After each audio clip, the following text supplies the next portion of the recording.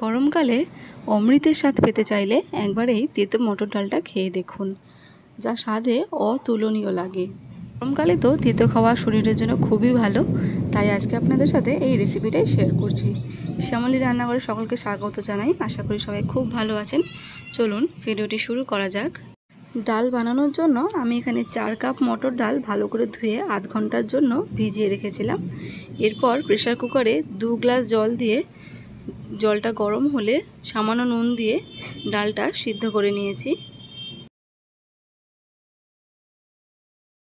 ডালে ফোড়ন দেওয়ার জন্য প্রথমে আমি গ্যাসে কড়া বসিয়ে কড়া গরম হলে দিয়ে দিচ্ছি পরিমাণ মতো সর্ষের তেল। তেল গরম হওয়ার পর দিয়ে দিলাম 4টে উচ্ছে কেটে রাখা। উচ্ছেগুলো একটু কড়া করে ভেজে নেবেন, গ্যাসটা জোরে রেখে বারবার নাড়াচাড়া করবেন। দিয়ে দিচ্ছি হাফ চামচ হলুদ গুঁড়ো আর স্বাদ মতো নুন। ভালো করে নেড়েচেড়ে নিচ্ছি।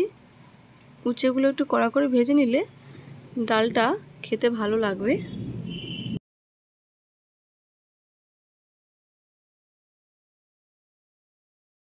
উচ্ছেগুলো কড়া করে ভাজা হয়ে গেছে। এরপর আমি একই তেলে মাঝখানে একটু ফাঁকা করে দিয়ে দিচ্ছি 1 চামচ রাঁধুনি আর 2টো শুকনো লঙ্কা ফোড়ন। ভিডিওটি যদি ভালো লেগে থাকে চ্যানেলটি সাবস্ক্রাইব করে পাশে বেল আইকনে ক্লিক করবেন আরও নতুন ধরনের ভিডিও দেখার জন্য। রেসিপি উপকরণ আমি সব কিছুই ডেসক্রিপশানে দিয়ে দেবো, আপনারা চাইলে চেক করে নিতে পারেন। স্বাদ বাড়ানোর জন্য হাফ চামচ চিনি দিয়ে দিচ্ছি। এরপর সিদ্ধ করে রাখা ডালটা কড়াইতে ঢেলে দিচ্ছি। গ্যাসটা মিডিয়ামে রেখে ভালো করে ডালটা ফুটিয়ে নিতে হবে। আর কোনো রকম জল কিন্তু এর মধ্যে আমি দেব না। মটর ডাল কিন্তু একটু ঘনই ভালো লাগে, বেশি পাতলা করবেন না। ঘন ঘন গরম ভাতে কিন্তু খেতে বেশ ভালো লাগবে।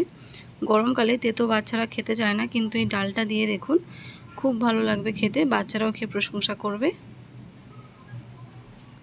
গরমে এরকম হালকা নানা রকম রেসিপি পেতে আমার চ্যানেলটি অবশ্যই ফলো করবেন। তেতো মটর ডাল একদম তৈরি, গরম ভাতের সাথে সার্ভ করুন। ভিডিওটি কেমন লাগলো জানাতে ভুলবেন না, কমেন্ট করবেন, ভালো লাগলে শেয়ার করবেন। ভিডিওটি সম্পূর্ণ দেখার জন্য অসংখ্য ধন্যবাদ। সকলে ভালো থাকবেন, গরমে সাবধানে থাকবেন। আপনার দিনটি শুভ হোক। ধন্যবাদ।